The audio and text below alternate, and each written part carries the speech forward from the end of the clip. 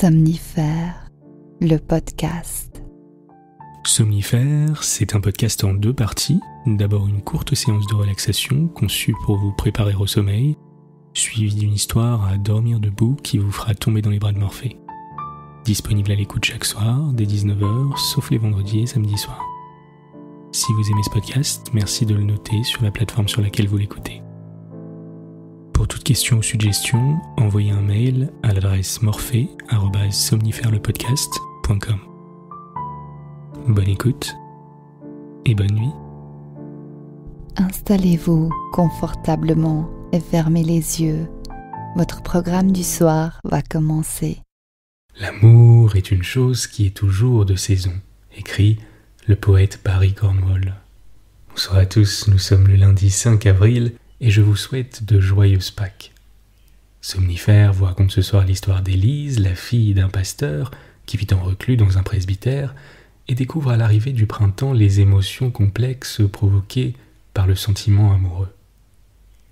C'est une nouvelle poétique d'Alexander Kielland qui nous promène au gré des saisons.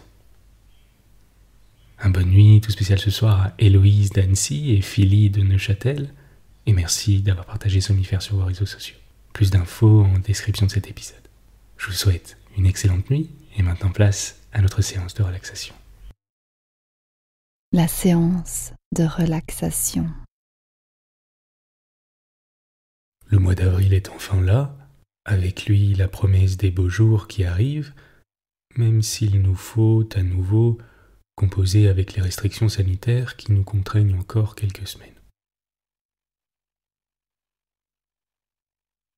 Prenez un moment pour vous installer confortablement dans la position que vous souhaitez et lorsque vous êtes prêt, fermez les yeux. À présent, orientez votre attention sur votre corps, en particulier votre poitrine et votre ventre, et laissez-vous bercer quelques instants par les mouvements de votre respiration.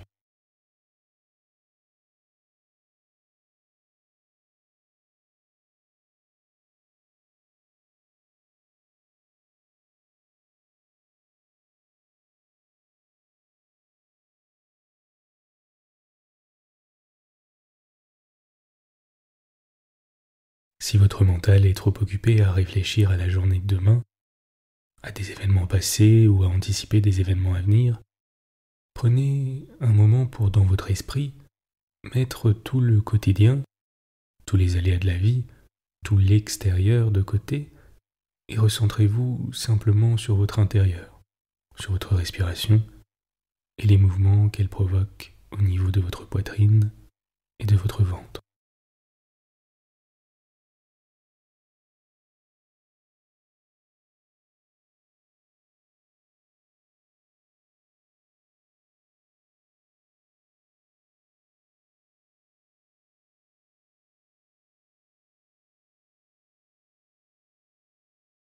Laissez passer les pensées qui vous viennent à l'esprit sans y prêter trop d'attention, sans les juger non plus, un peu comme des nuages. Et laissez tranquillement le ciel s'éclaircir en recentrant votre attention sur votre respiration et sur l'air qui entre et sort de vos narines.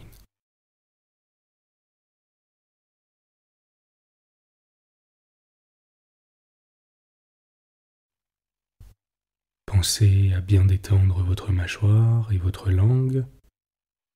Vous pouvez légèrement entrouvrir la bouche si vous le souhaitez.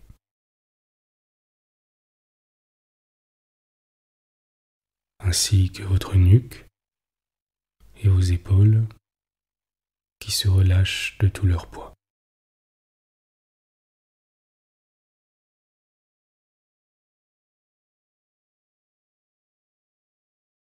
Je vais maintenant vous demander d'imaginer que des mains viennent délicatement se poser sur votre cuir chevelu. Ce peut être des mains d'homme ou de femme, à votre convenance. Ces mains commencent à vous masser la tête délicatement, d'abord au-dessus de votre front,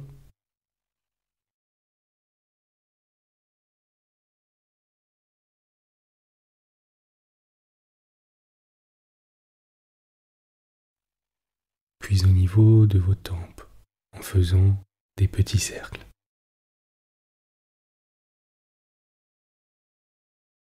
Puis au niveau du sommet de votre crâne,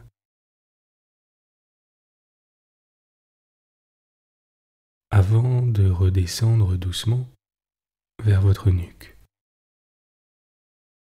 Et en continuant de masser de gauche à droite, puis de droite à gauche,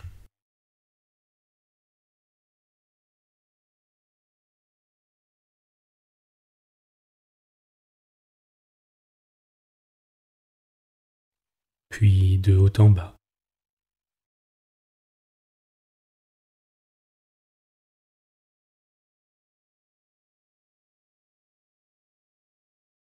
Avant de descendre doucement au niveau de vos épaules.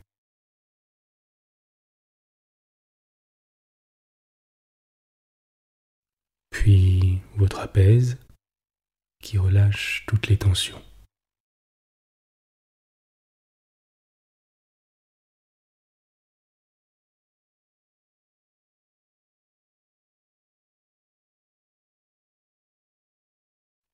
Vous vous sentez à présent léger, calme, comme enveloppé dans du coton.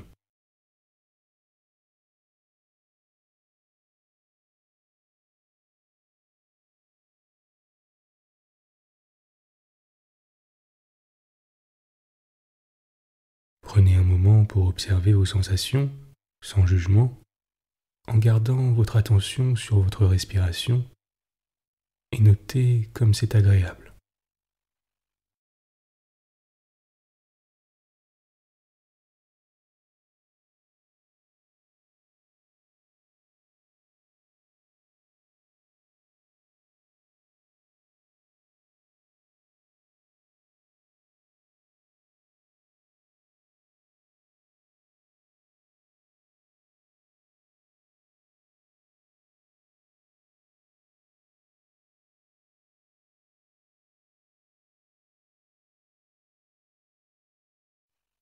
Vous êtes calme et détendu.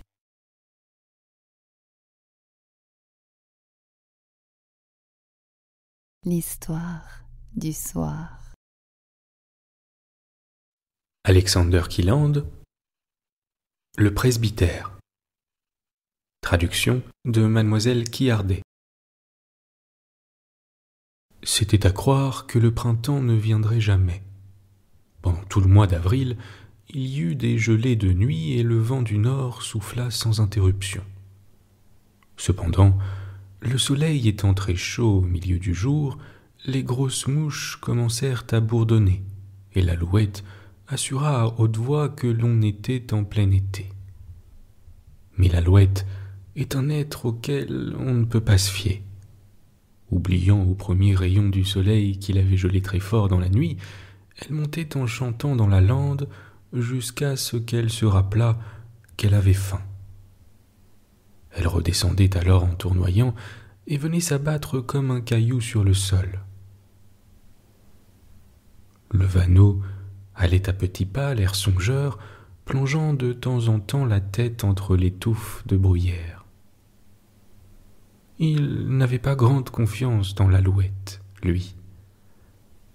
Quelques canards sauvages fouillaient plus loin dans une fourmilière, et le plus vieux disait aux autres que tant qu'on n'aurait pas eu de pluie, il ne fallait pas croire au printemps.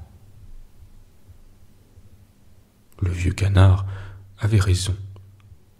La pluie arriva, froide d'abord, peu à peu plus chaude, et enfin le soleil se montra pour tout de bon.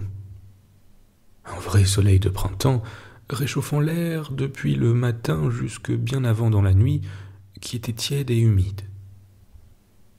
Bientôt, régna partout une extrême activité. Tout était en retard, il fallait bien rattraper le temps perdu.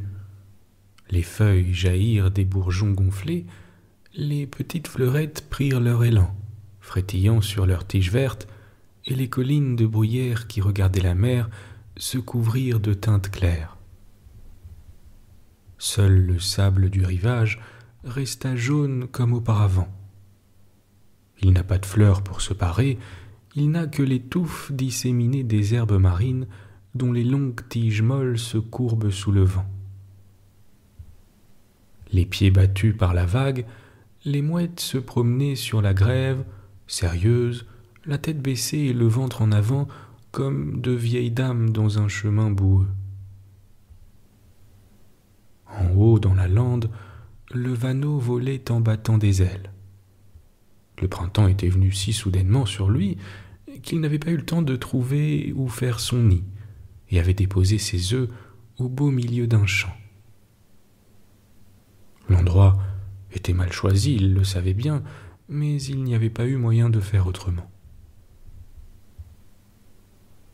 L'alouette se moquait de lui. Quant aux moineaux, ils étaient dans une hâte vertigineuse. Beaucoup, même avant d'avoir commencé leur nid, avaient déjà pondu un œuf ou deux. Voilà ce que c'est d'avoir passé des semaines sur le toit de l'étable à causer de l'almanach. Le petit Angarius contemplait leur querelle dans la haie du jardin du presbytère et se figurait voir une grande bataille accompagnée de charges de cavalerie. Comme il était en train d'étudier l'histoire de Norvège avec son père, tout ce qui se passait autour de lui prenait à ses yeux une couleur guerrière. Quand les vaches rentraient le soir du pâturage, c'était pour lui des masses de troupes qui s'approchaient, et les poules étaient la garde nationale avec le coq pour capitaine à leur tête. Quel naturel sauvage à cet enfant, pensait le pasteur. Ses goûts belliqueux n'étaient point du tout de son gré. Angarius devait être comme son père, un homme de paix, et celui-ci souffrait de voir combien l'enfant recherchait tout ce qui traitait de guerre et de combat. Il semblait parfois au pasteur qu'il eût mieux valu remplir cette jeune tête d'idées pacifiques au lieu d'images de bataille et de cruauté de nos ancêtres. Mais, se rappelant alors que lui aussi avait appris les mêmes choses dans son enfance et qu'il n'en était pas moins devenu un homme de paix, il reprenait confiance. Enfin, disait-il, tout est dans les mains du Seigneur, et il se remettait à la préparation de son sermon. « Tu oublies donc tout à fait le déjeuner aujourd'hui, père ?» dit une jeune fille à tête blonde qui se montra dans l'embrasure de la porte. « Tu as raison, Élise. Je suis en retard, » répondit le pasteur, qui la suivit dans la salle à manger. Il aurait été difficile de trouver des êtres mieux d'accord dans leurs idées et leurs sentiments, et plus infiniment unis que ce père et cette fille de 18 ans. Élise avait grandi sans mère, mais il y avait tant de douceur et de délicatesse féminine chez son père que la jeune fille éprouvait de cette perte plutôt une mélancolique tristesse que la douleur d'un deuil irréparable. Et à mesure qu'elle grandissait, elle remplissait de plus en plus pour le pasteur le vide que lui avait laissé la mort de sa femme. Toute sa tendresse, mêlée à tant de deuil et de regrets, il l'avait donnée à cette jeune âme féminine qui se développait dans ses mains, et sa douleur s'adoucissait, et le calme était rentré dans son cœur. Aussi était-il presque une mère pour elle. À son point de vue tranquille et pur, il lui apprenait à connaître la vie. Et c'était la meilleure partie de sa tâche, de protéger cette jeune âme et de la défendre contre tout ce qu'il y a d'impur et de troublé dans le monde, qui le rend si difficile, si dangereux à traverser.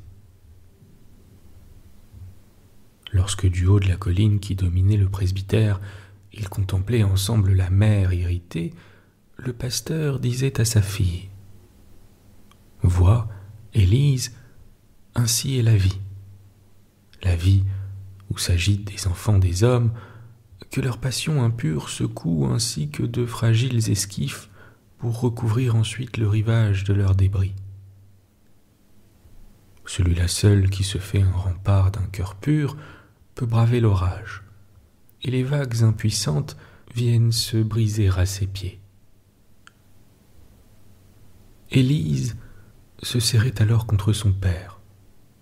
Elle se sentait si sûre auprès de lui. Il y avait tant de clarté dans ce qu'il disait que ses paroles brillaient devant elle comme une lumière, éclairant sa vie. Il avait une réponse à toutes ses questions. Rien n'était trop élevé pour lui, ni rien trop insignifiant. Ils échangeaient leurs pensées sans contrainte, presque comme frères et sœurs. Pourtant, il y avait entre eux un point obscur. Si sur tous les autres elle allait droit à son père, ici elle faisait un détour pour éviter quelque chose qu'elle craignait d'aborder.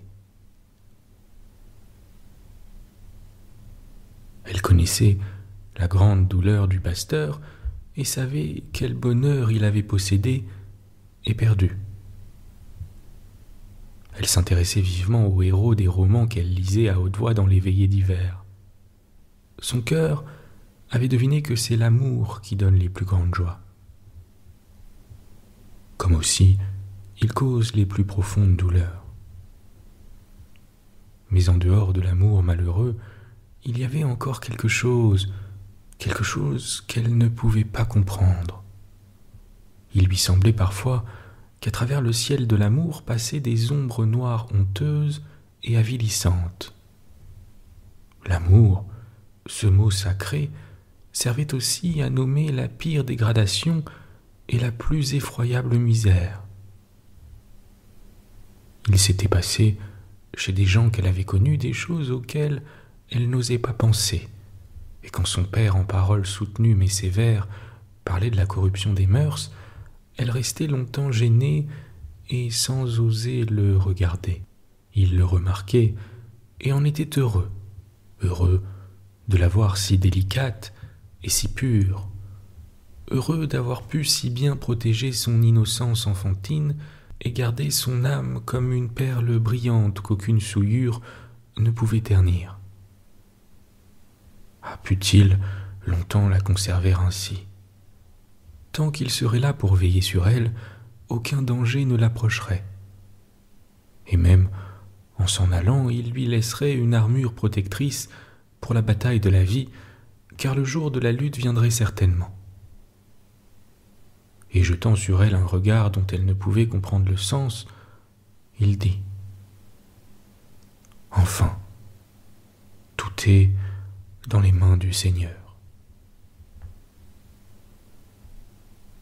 « N'as-tu pas le temps de faire un tour, père ? » demanda la jeune fille quand le déjeuner fut fini. « Si, car cela me fera du bien. D'ailleurs, j'ai travaillé si assidûment à mon sermon qu'il est presque terminé. » Ils sortirent sur le seuil. De l'entrée principale du presbytère, on avait vue sur le village, et la grande route passait devant la grille, ce qui déplaisait fort au pasteur, qui aimait avant tout le calme et la tranquillité. « Voici des voitures !» s'écria Angarius. « 3 voitures avec des gens de la ville. »« Rentrons, Élise, » dit le pasteur, se retournant vers la maison.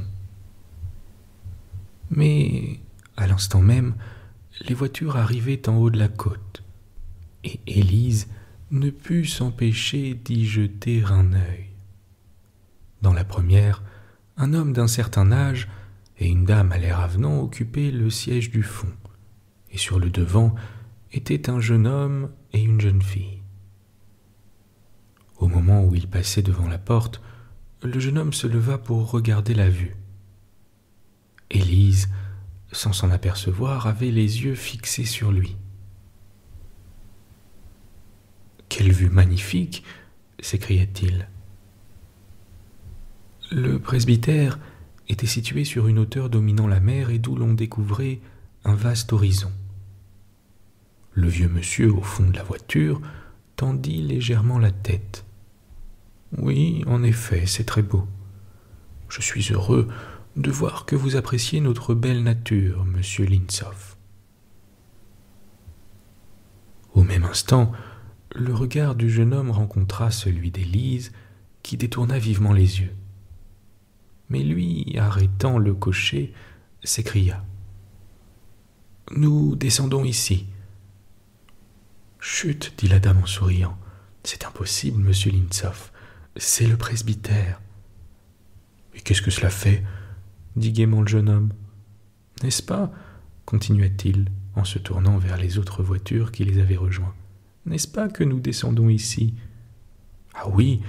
s'écria-t-on en chœur autour de lui. Et la joyeuse compagnie s'apprêtait en effet à descendre quand le vieux monsieur intervint. « Non, non, mes jeunes amis, cela ne se peut pas, nous ne pouvons descendre chez le pasteur que nous ne connaissons pas. » Il allait donner l'ordre d'avancer lorsque le pasteur, sortant de la maison, s'approcha de la voiture où il venait de reconnaître le consul Hartwig, l'homme le plus en vue de la ville voisine. « Si vous voulez bien descendre ici, dit-il, ma fille et moi, nous serons très heureux de cette interruption à notre solitude. » Monsieur Hartwig regarda sa femme, celle-ci le regarda aussi, le pasteur renouvela son invitation, et finalement tout le monde se trouvait quelques instants plus tard dans le salon du presbytère où il y eut une présentation générale. La société se composait du consul Hartwig et de sa femme, de leurs enfants et de quelques amis et amis de ceux-ci. L'excursion avait lieu pour faire les honneurs du pays à Max Linshoff, fils d'un vieil ami du consul et depuis quelques jours hôte de celui-ci. « Ma fille Élise, dit le pasteur, va faire de son mieux pour... »« Non, non, mon cher pasteur, s'écria la bonne madame Hartwig. Nous ne permettrons pas le moindre dérangement. C'est déjà bien assez d'envahir votre maison. Nous avons dans nos voitures tout ce qui est nécessaire pour un pique-nique. Et pendant que je m'en occuperai, votre fille ira se promener avec les jeunes gens. » Et l'aimable femme regardait la jolie fille du pasteur de ses bons yeux gris et lui caressait doucement la joue. Que la caresse de cette douce main faisait du bien. Élise en eut presque les larmes aux yeux. Elle restait là, immobile, comme si elle attendait que la dame étrangère la prît par le cou et lui murmura des paroles qu'elle avait longtemps attendues. « Qu'y a-t-il d'intéressant à voir dans le voisinage ?» demanda la femme du consul. « Il y a une belle vue du haut de la colline, il y a aussi le rivage et la mer. »« Allez donc, dit madame Hartwig, menez-y tous ces jeunes gens-là. »« Si c'est mademoiselle Élise qui nous conduit, dit Max Linshoff en s'inclinant respectueusement, j'irai au bout du monde. » Elle devint pourpre.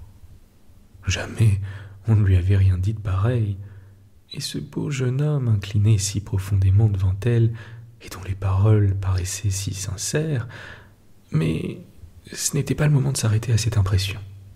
Bientôt, toute la troupe fut dehors, Élise et Linshoff en tête, se dirigeant vers le sommet, d'où l'on avait la plus belle vue. On traversa d'abord le jardin du presbytère, où des violettes croissaient en masse à l'ombre des grands arbres. C'était la mère d'Élise qui les avait plantées. « Ah, des violettes! Quel bonheur !» s'écria l'aînée des demoiselles Hartwig. « Monsieur Linshoff, cueillez-moi donc un bouquet. » Le jeune homme, qui depuis quelques instants s'évertuait à trouver le ton sur lequel on pouvait parler à Élise, crut remarquer que la jeune fille avait entendu avec déplaisir les paroles de mademoiselle Frédéric. « Les violettes sont vos fleurs favorites, » lui dit-il à demi-voix. Surprise, elle leva les yeux vers lui. Comment pouvait-il savoir cela ? « Ne croyez-vous pas, mademoiselle Hartwig, reprit Max Linshoff, ne croyez-vous pas qu'il vaudrait mieux n'en cueillir que ce soir ? Elle serait plus fraîche. »« Comme vous voudrez, » répondit brièvement celle-ci. « Elle les oubliera, probablement d'ici là, » fit-il, paraissant se parler à lui-même. Mais Élise l'entendit et se demanda encore une fois quel plaisir il pouvait trouver à protéger ses violettes au lieu de les cueillir pour la belle demoiselle. Après avoir admiré quelque temps la vue splendide qu'ils avaient sous les yeux, ils descendirent la colline par un sentier qui menait à la mer. La conversation s'était animée. Tout d'abord, Élise s'était sentie un peu dépaysée. Il lui semblait que ces gens de la ville parlaient une langue inconnue. Parfois aussi, elle trouvait qu'ils riaient pour des riens, et elle, de son côté, avait souvent envie de rire de leurs étonnements et de leurs ignorances. Mais peu à peu, elle fut plus à l'aise et se mit à rire et à causer librement comme les autres. Elle était loin de s'apercevoir cependant que les jeunes gens, Max Linshoff spécialement, s'occupaient beaucoup d'elle, pas plus qu'elle ne remarquait que les mots un peu aigres qui s'échangeaient entre eux à son sujet. En quittant la plage, Élise, pour abréger la route, prit un sentier à travers les fondrières, sans réfléchir que les dames de la ville ne savaient pas sauter les fossés comme elle. Et mademoiselle Frédéric, gênée dans sa robe trop serrée, tomba dans une flaque d'eau. Elle appela du regard Linshoff à son secours. « Mais Henri !»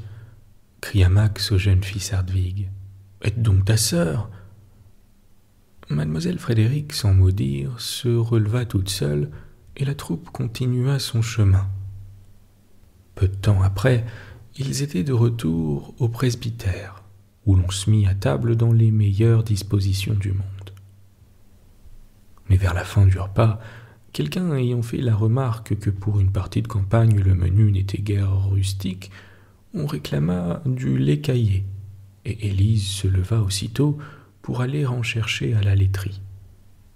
« Laissez-moi vous aider, mademoiselle » s'écria Max Linshoff, qui courut derrière elle. « Voilà un jeune homme bien serviable, » dit le pasteur. « N'est-ce pas ?» répondit le consul. « Et un vrai commerçant par-dessus le marché. Il a passé quelques années à l'étranger et maintenant il est associé aux affaires de son père. »«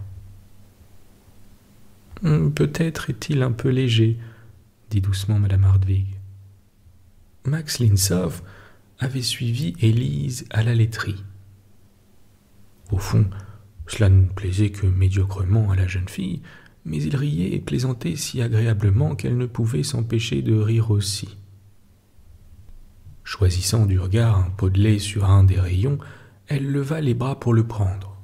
« Non, non, mademoiselle » s'écria Max. « C'est trop haut pour vous, laissez-moi le descendre. » En disant ces mots, il posa sa main sur celle de la jeune fille. Élise retira vivement la sienne. Elle avait rougi et se sentait près de pleurer. Alors, d'une voix lente et grave, il lui dit sans la regarder. « Je vous demande pardon, mademoiselle. Ma manière d'être, je le sens, est bien trop libre et trop légère pour une femme comme vous. Mais j'aurais trop de chagrin si vous gardiez l'impression que je suis aussi frivole que j'en ai l'air. Souvent, vous le savez, il faut feindre la gaieté pour cacher ses souffrances. Il y a des gens qui rient pour ne pas pleurer. » À ces derniers mots, il la regarda et il y avait quelque chose de si douloureux, de si respectueux à la fois dans ce regard, qu'elle eut comme un remords d'avoir été trop dure pour lui. Elle était bien habituée à descendre les terrines de lait de leurs rayons, mais cette fois, baissant les bras, elle dit « Oui, en effet, c'est un peu trop haut pour moi. » Un léger sourire passa sur les lèvres du jeune homme qui prit la terrine et l'emporta avec précaution. Élise le précédait, lui ouvrant les portes. Lorsqu'ils arrivèrent à celle de la salle à manger, il s'arrêta en la regardant d'un air triste. « Il faut que je me recueille un moment, » dit-il, « pour reprendre mon air joyeux, afin que personne ne soupçonne rien. » L'instant d'après, Élise, restée en arrière, entendait ces plaisanteries et les rires qui les accueillaient. Pauvre jeune homme, combien était-elle émue de le savoir si malheureux. Et combien était-il étonnant aussi qu'elle fût la seule à qui il avait confié son chagrin. Mais quelle pouvait être cette douleur secrète? Avait-il lui aussi perdu sa mère? ou bien était-ce quelque peine plus lourde encore? Combien elle aurait voulu pouvoir le consoler. Quand Élise rentra dans la salle à manger, il était de nouveau le plus gai de tous. Une seule fois, en la regardant, il reprit cet air mélancolique et confidentiel qui la touchait au cœur. Enfin, l'heure du départ arriva. Au milieu des derniers après, Élise se glissa inaperçue dans le jardin. Elle voulait cueillir un bouquet de ces violettes pour la bonne madame Hartwig. « Mais, s'écria mademoiselle Frédéric, mais mes violettes, monsieur Linzov, où sont-elles » Le jeune homme qui se demandait où était passée Élise eut soudain un trait de lumière. « Madame Hartwig, permettez-moi de m'éloigner un moment, je vais chercher un bouquet pour mademoiselle Frédéric. » Élise entendit des pas pressés qui s'approchaient. Elle eut le pressentiment que ce ne pouvait être que lui. « Ah, je vous trouve ici, mademoiselle. Je suis venue pour cueillir des violettes. » Elle se détourna légèrement sans répondre et se mit machinalement à en cueillir. « Voulez-vous m'en faire un bouquet » demanda-t-il timidement. « N'est-ce pas pour mademoiselle Frédéric ?» dit-elle. « Oh non, faites-le pour moi, supplia-t-il en se mettant à genoux devant elle. Sa voix était si douce, on eût dit celle d'un enfant qui implore. Elle lui tendit les violettes sans le regarder. Mais lui, se relevant vivement, la prit à la taille et la pressa contre lui. Elle ne fit pas de résistance et ferma les yeux. Alors, elle sentit ses baisers sur les yeux, sur les lèvres, en même temps qu'il murmurait son nom mêlé à des paroles ardentes. On appela de la maison. La lâchant brusquement, il s'éloigna en courant. Les chevaux piaffaient, le jeune homme sauta en voiture, mais dans sa précipitation, il laissa tomber son bouquet. Une seule violette lui resta dans la main. « Je ne puis cependant pas vous l'offrir, » dit-il à mademoiselle Frédéric. « Non, grand merci, » répondit celle-ci. « Gardez-la en souvenir de votre extrême adresse. »« En effet, vous avez raison, je la garde, » répondit Max Linzov avec le plus grand calme. Le lendemain, il retrouva à sa boutonnière cette violette fanée, coupant la tête d'un coup d'ongle et retirant la tige en dessous. « Tiens, » fit-il, en se regardant au miroir avec un sourire. « Celle-là, je l'avais presque oubliée. » Il quitta le pays dans l'après-midi et l'oublia tout à fait. L'été arriva, amenant les longs jours chauds et les belles nuits claires. Sur la mer tranquille, la fumée des bateaux à vapeur restait longtemps suspendue, immobile, et les navires à voile passaient lentement, mettant presque un jour entier à disparaître de l'horizon. Il se passa quelque temps avant que le pasteur remarquât le changement qui s'était fait en sa fille. Cependant, il finit par s'apercevoir qu'Élise n'était plus la même. Elle avait pâli, se tenait beaucoup renfermée dans sa chambre et ne venait presque plus dans le cabinet de son père. Il comprit enfin qu'elle l'évitait. Alors, il lui parla gravement, la suppliant de lui dire si elle était malade ou bien si elle avait des scrupules qui lui ôtaient sa joie et sa tranquillité. Elle se mit à pleurer sans répondre. Pourtant, à partir de ce moment, elle rechercha moins la solitude et se tint plus souvent auprès de son père.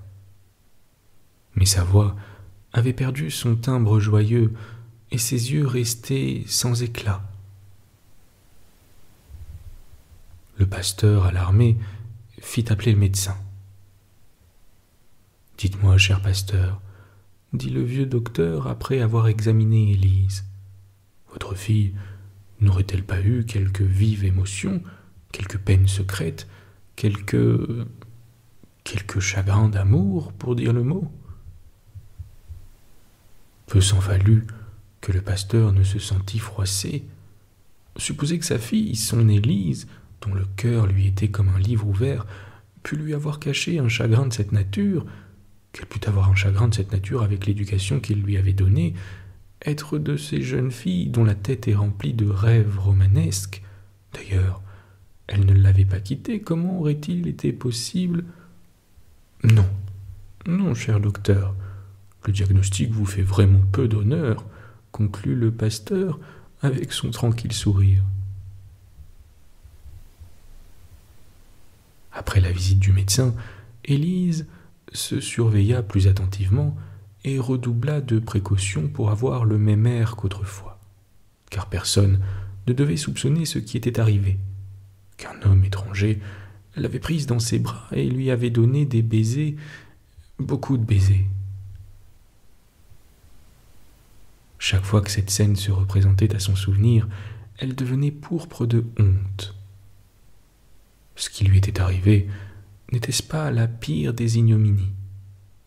N'était-elle pas plus coupable que ces malheureuses filles dont la chute lui avait toujours fait instinctivement tant d'horreur?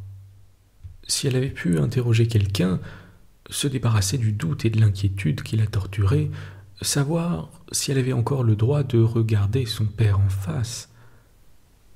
Le pasteur continuait à lui demander de lui confier ce qui l'oppressait, mais quand elle regardait dans ses yeux clairs, dans son pur et lumineux visage, il lui était impossible d'aborder ce point honteux, épouvantable.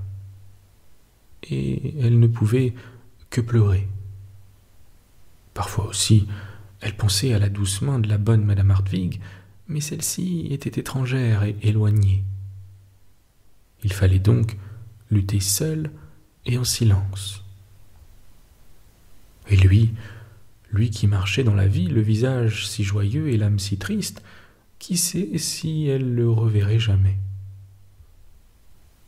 Et où se cacherait-elle si elle allait le rencontrer?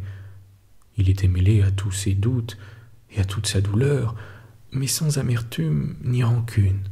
Tout ce qu'elle souffrait l'attachait à lui davantage et il ne sortait jamais de sa pensée. Son souvenir l'accompagnait dans toutes ses occupations. 1000 endroits dans la maison, dans le jardin, avaient gardé sa trace. Elle le rencontrait à la porte, c'est là qu'il lui avait parlé pour la première fois. Elle n'était pas retournée au parterre de violettes, c'est là qu'il l'avait prise dans ses bras et qu'elle avait reçu ses baisers. Si le printemps avait été tardif, l'automne arriva de bonne heure. Un soir de la fin de l'été, il commença à pleuvoir, le lendemain il plut encore, enfin la pluie tomba sans interruption, les nuits devinrent plus fraîches et le froid se fit sentir. Sur les buissons et les arbres, les feuilles pendaient alourdies par la pluie, et quand la gelée les eut séchées, elles tombèrent en masse sur le sol au premier souffle du vent. Le fermier du presbytère, qui depuis longtemps avait rentré la récolte, se hâtait de battre avant que l'eau fût gelée, et le petit ruisseau de la vallée roulait une écume brune comme de l'écume de café. Se glissant entre les angles des bâtiments de la ferme, le vent soulevait la paille dans la cour. C'était déjà le vent d'automne, mais jeune, essayant ses forces. Plus tard dans l'hiver, quand ses poumons sont développés, c'est avec les tuiles des toits et les tuyaux des cheminées qu'il joue. Un moineau perché sur la niche des chiens, la tête enfoncée dans ses plumes, clignait des yeux, feignant de ne rien voir. Mais il avait parfaitement remarqué où l'on mettait le grain. Il était devenu raisonnable depuis le printemps. Il pensait à sa femme et à ses enfants et songeait qu'il serait bon de savoir où prendre pendant l'hiver. Le petit Angarus, tout réjoui, se préparait aux expéditions dans la neige. Déjà, il alignait des soldats de plomb et des canons sur les ruisseaux à moitié gelés où la glace cédant peu à peu, toute l'armée disparaissait dans le fossé. Alors, c'étaient des hurrahs sans fin. « Que fais-tu donc » lui demanda le pasteur qui passait. « Je joue à la bataille d'Austerlitz » répondit Angarus rayonnant. Le pasteur poussa un soupir. Il ne comprenait pas ses enfants. En bas, dans le jardin, Élise était assise sur un banc au soleil. Elle regardait la lande encore couverte de ses fleurs d'un violet sombre et les champs teints des couleurs pâlies de l'automne. Les vanneaux se réunissaient en silence, se préparant au voyage, et les oiseaux de mer se rassemblaient pour partir ensemble. L'alouette même avait perdu courage et cherchait des compagnons de route.